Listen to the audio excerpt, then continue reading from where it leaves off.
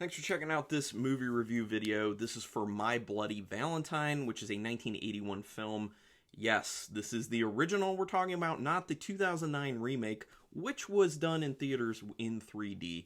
And I will confess, this is the first time I've seen the original My Bloody Valentine. I'm recording like right after I watched it. Do have proper attire though for My Bloody Valentine, courtesy of Fright Crate. Well, I actually purchased. It's not courtesy, but it was in a Fright Crate designed by Max Cave, who does a really good job with these shirts. Anyway, so I am confessing, I saw the 2009 theatrical 3D release when it originally came out. So obviously that was well before I ended up seeing the original My Bloody Valentine. From what I can remember, this is way better than the remake. Although I will say there's one moment of the remake that really sticks out in my mind, and it was when someone was like swinging a shotgun on screen, and the 3D worked really well in that moment because it looked like the barrel was coming like right at your face. So there was some good 3D in that, to be honest. But the film was, you know. Anyway, spoilers ahead. If you're watching this and you have not seen it yet, I would say stop, go watch the movie, then you can come back. I will say it is. I think this should be considered required watching material for people who are really into slasher films, especially 80s slasher films.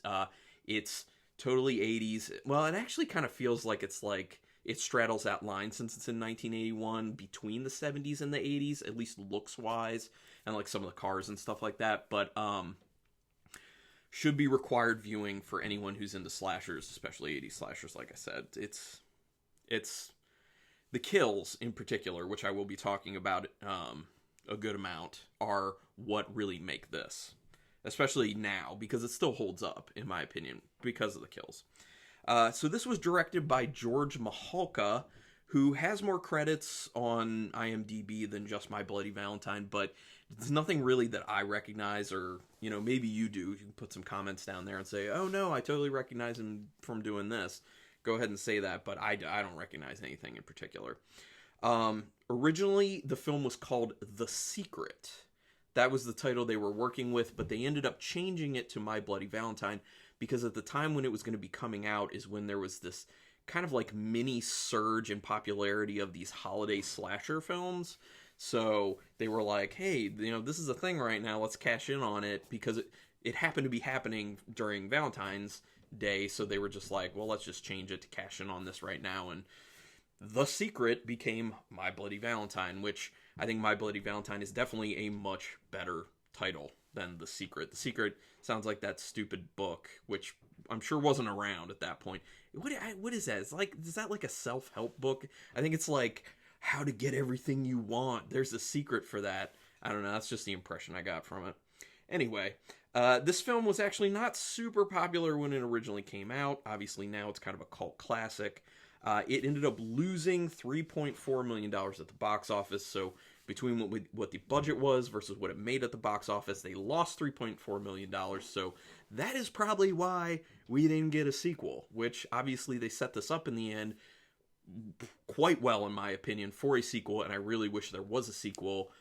It would be really nice if somebody would write a script for a sequel and see if someone will produce that. Shudder, maybe? I don't know. Just throwing it out there. Originally 9 minutes of this film were cut out by the MPAA because of extreme violence and gore, and from what I was reading, only 3 minutes of those have been restored to the film. So I don't know why. It has to do with like who owns it and what they were willing to put back in. So I want to see those other 6 minutes. I would love to see those other 6 minutes. So when I was watching this, I was watching it through Netflix because I use their DVD service. Because that's how you get the really old stuff. I'm telling you, people, they have a good older horror DVD selection, to be honest. So I was doing it through that, and so the particular DVD I had a choice of theatrical release versus extended cut with the 3 extra minutes. So I obviously chose the extended cut because I'm always going to go that way, because it's more what the director wanted, what the film was supposed to be.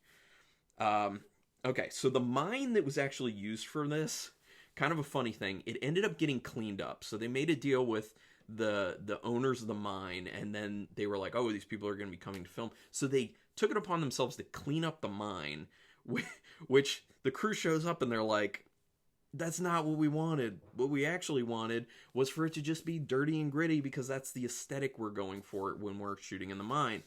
So they had to spend $30,000 dirtying it back up and also like painting some of it to make it look dirtier. So because someone cleaned up the mine, it cost them extra money, which sucks. But I thought that was interesting. They also said that it was very, very hard to do a lot of the filming in the mine just because, and they actually shot a decent amount of film in the mine, in my opinion, but it was hard to do for a few reasons. One of the main reasons was that the elevator that they had to go up and down the mine shaft to get down there in the actual mines was it wasn't like super large, so they couldn't fit a lot of people and equipment on it at once. So they said that it took about an hour to get all the cast and crew down in the mine, and I assume it would take another hour to get them all out. So that makes for some long days in which you can't do as much filming as you would assume.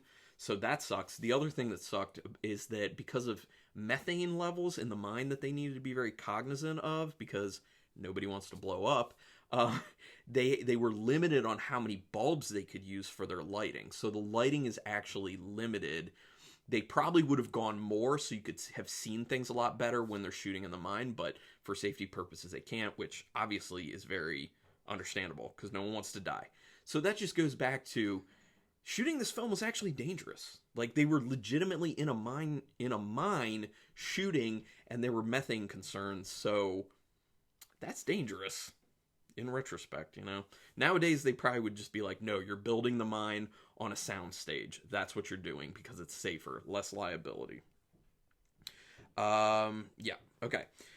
So the gas mask mining outfits look appropriately cool and creepy is the first thing I wrote about actually getting into the movie.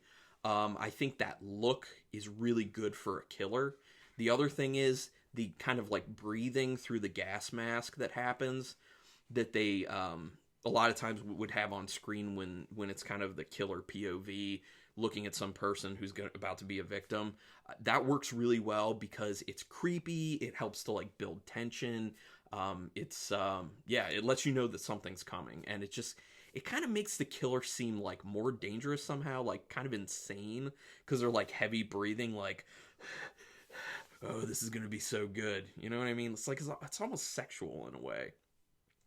Which, speaking of that, the weird sexuality in the beginning of this movie, where the person in the killer, who we all know, it's, if you're watching this far, it's all spoilers now, so just know that. But Axel, when Axel is in the suit, we know after watching the film.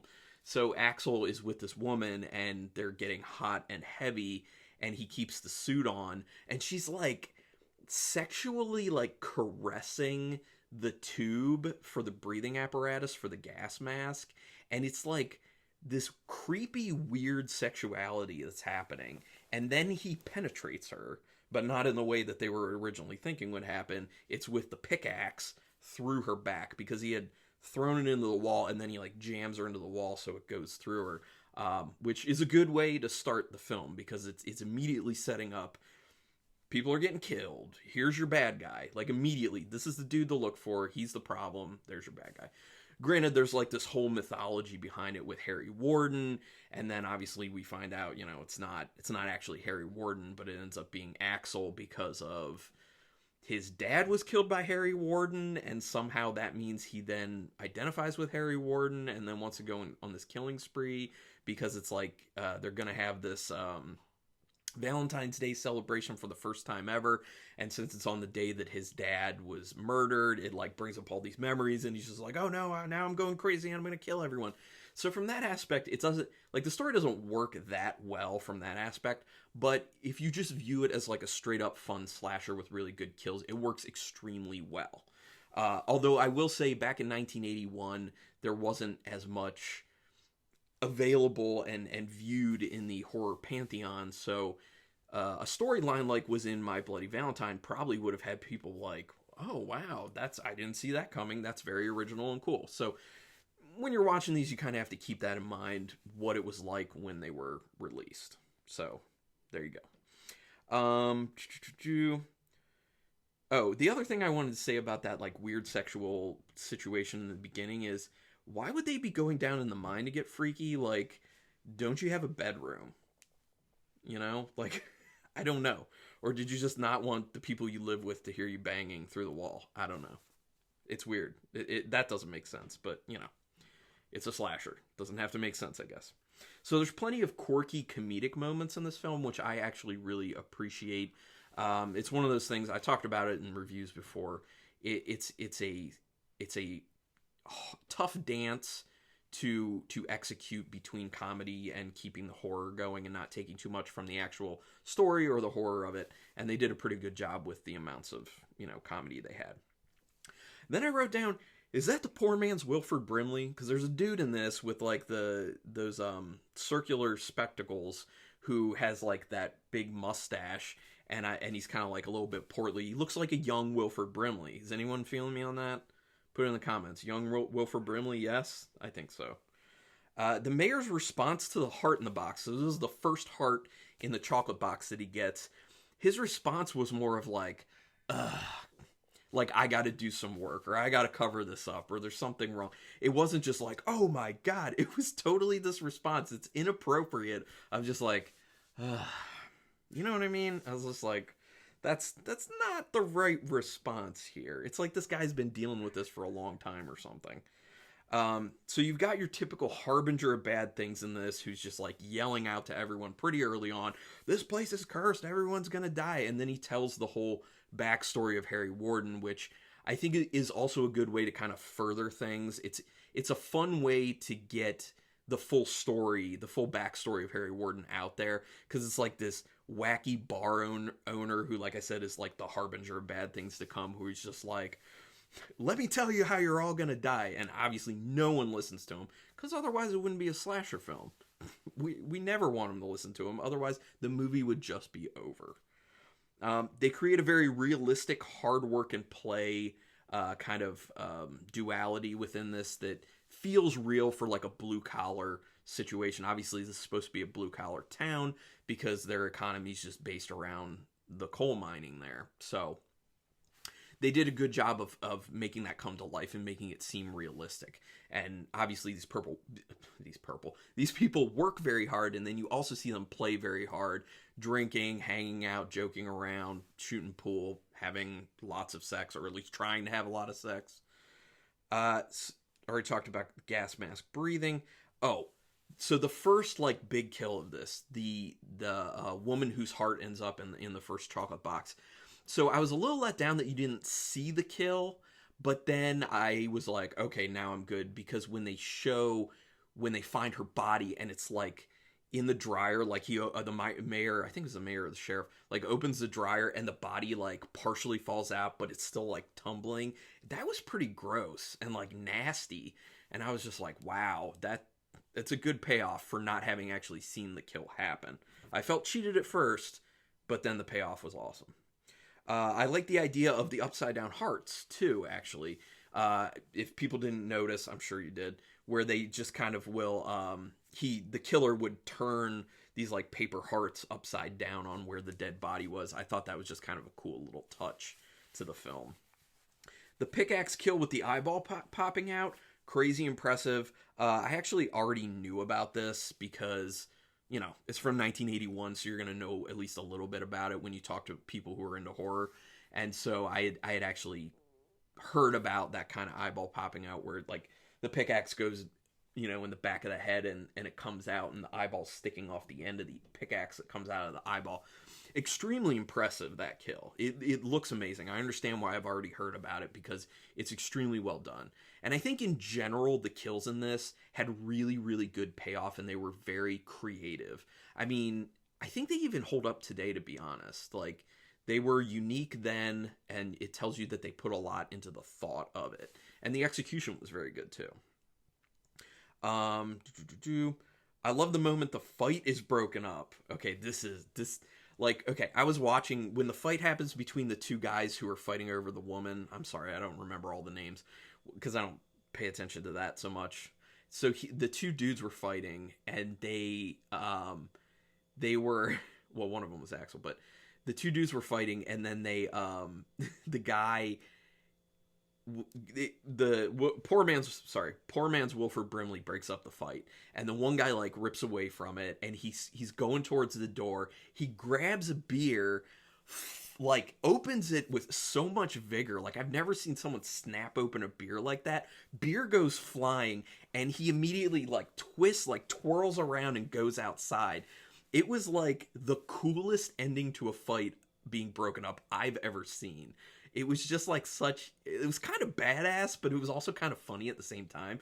And when it initially happened, like, I was watching and I was like, wait.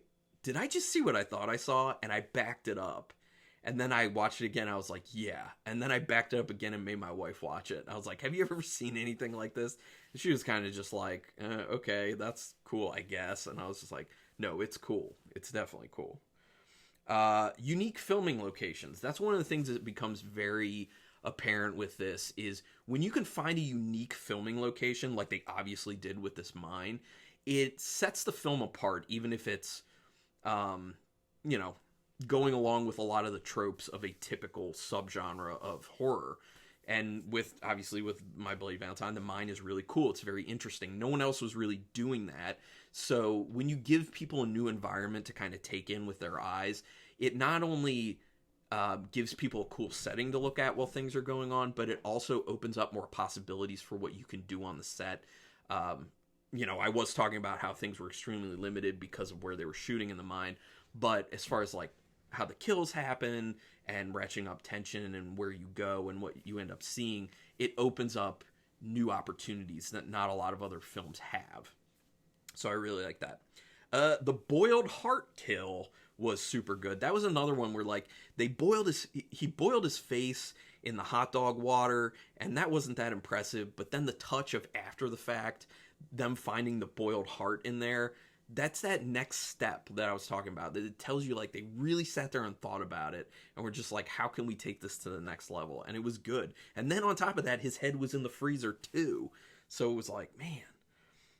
The sprinkler mouth was really funny. This is another kill. And that's the thing, like, you just got to talk about the kills with this movie. Like, that's the main awesome thing about it. So the sprinkler kill where you has some water running through a pipe, and he picks the woman up and he like slams her head through it, and it comes out her mouth.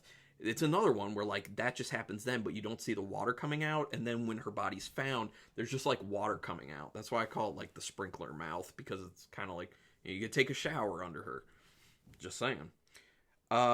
So it occurred to me that the mayor was really trying to keep this hysteria from happening around the killer being there, because obviously he knows immediately in this film. And so he's trying to keep it under wraps. He's like very much hush hush, like not telling anyone what's going on, because he doesn't want people to like freak out. But it ends up being a problem in the end, because if people had known, they would probably be a lot more careful. The kids wouldn't have been setting up their own Valentine's Day party, going to party and have sex in the mines, where it made them extremely vulnerable, obviously, and people wouldn't have gotten killed. But I think it's not too far-fetched that he would try and keep it under wraps, because that's a hard situation to know, because people going into a hysteria can sometimes be even worse than if you let them know what's going on so they can be cautious. Because then some people go pretty nuts, and they'll, I don't know, just be so on edge that they end up killing innocent people. And they're, I don't know, because, it's a situation where people can be very, very edgy, or I'm not edgy, on edge is what I want to say. If they have guns at their house, someone's creeping outside, just walking by, and they're like, wait, what was that? And then shoot them. So just saying that I understand the mayor's situation of, this is a tough decision, and he decides to kind of keep it from everyone, try and deal with it himself. But it didn't work in the end, obviously. So there was this really amazing shot in this film. The moment where the sheriff is going to the mine when everyone's getting killed and he's responding to the situation there, and he goes up to the mouth of the mine where the elevator comes up and down, and the shot is far enough back, and you just see like his silhouette against the light coming up from the bottom of the mine, and all this like steam coming up within the light, and just like his silhouette there. Outstanding shot. That camera work is really good in that. That shot like sticks with me. It looked so good. Now when the hanging body falls, when they're in the mine and they're some of the people are trying to get out and they're going up the ladder. First of all, the woman who yells at the other woman who's in the front going up the ladder, and she's just like, I don't know if I can, and she's like, there's nowhere else to go. Like, it felt very realistic. It was just like, shut up and move, which you don't get sometimes in these types of films. So I appreciated that touch. But when the body falls down then next to him that was like hanging, a lot of movies, what they would have done is just left the body hanging for effect. And then people can like stare at the body and you can see it on camera a little bit just dangling there. But what they do in this, once again, it's that next step that I really appreciate. The head pops off. Because what would happen in that instance, if it's falling enough and there's enough force, it would pop the head right off. And then the rest of the body just falls right down. So it's that little extra that sets this film apart, I feel like. Decent twist in the end with Axel being the killer. Like I said, it probably played a lot better in 1981, so you have to kind of consider that. It doesn't play that well now, to be honest. But, you know, it's fine. But I really did like the end when Axel's trapped under there, his arm's caught, and you see him just like with a knife sawing his arm off so he can get away. Like, it gives you that extra touch of crazy where you're just like, this guy just, he's not going down. Like, he is gonna kill again. And that's what it gives you the idea is gonna happen, that they obviously set it up very well for a sequel where he's running away and yelling, basically making it known that he's going to kill more people. And just that moment of like seeing him running off with just one arm way into the depths of the mine, and then you see his light just kind of like going away. Great stuff. It's a really good setup, in my opinion. It's a really good setup for a sequel, but it obviously didn't happen, unfortunately, because people didn't support it in the theater. And that's the thing. It's a thing then, and it's a thing now. If you really want sequels to films, if you want to support films, seeing them in the theater is the way to make that happen. Because that's how a lot of decisions get made, is did that film do well at the box office? And if so, then yes, we can talk about a sequel. If not, then it's not even a consideration. So just know that.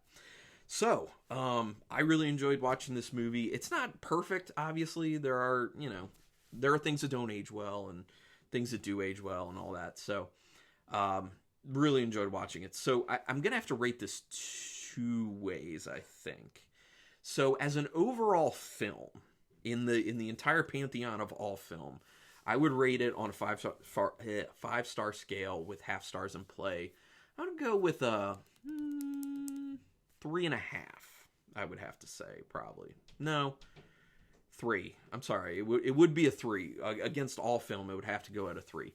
But if you're just rating it with other slashers, basically, I'm going to give it a 4. I think it's really up there. I'm between like a 4 and a 4.5 with other slashers. I know a lot of people say this. It is a very underappreciated slasher film, and after finally seeing it, I 100% agree it's very underappreciated. So that's why I said in the beginning, if you're a huge slasher fan, this is a must for you. But thank you everyone for checking this out. If you appreciate this review or any of my unboxings or anything I do, hit that subscribe. I really appreciate it. Takes you literally a second, totally painless, costs you nothing. It can mean a lot for my channel and the growth. Also, just tell people about the channel if you enjoy it.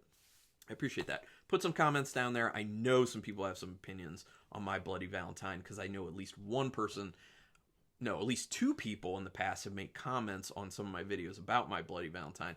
So if they see this, they'll be excited that I finally saw it. So let's talk down there. Thank you for checking this out. And until next time, keep it brutal.